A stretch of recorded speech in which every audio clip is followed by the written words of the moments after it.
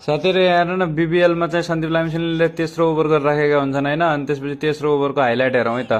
First बलमा चाहिँ 1 run आउँछ हैन। रन आउट भइसकेका हुन्छन् तर रन आउट हुँदैनन् क्या यहाँनिर हैन। त्यसपछि सन्दीप लामिछाने हाँसिरहेका छन् क्या बसेर हैन।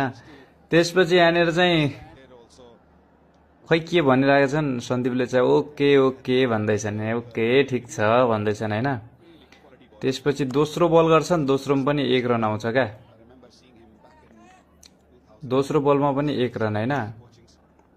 त्यसपछि तेस्रो बल गर्छन्, तेस्रो बलमा पनि 1 रन। त्यसपछि चौथो बल गर्छन्, चौथो बलमा चाहिँ छक्का खान्छन् क्या। छक्का खान्छन्, ठिक छ भन्दैछन्।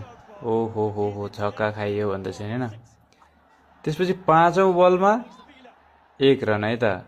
पाँचौं बलमा पनि 1 रन।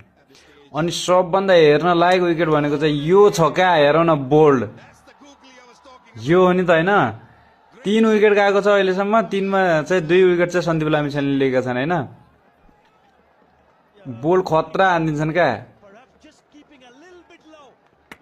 बल हेरौँ न भाइ साहब यो हो नि त तरिका हैन। राजा भने राजा हो नि त।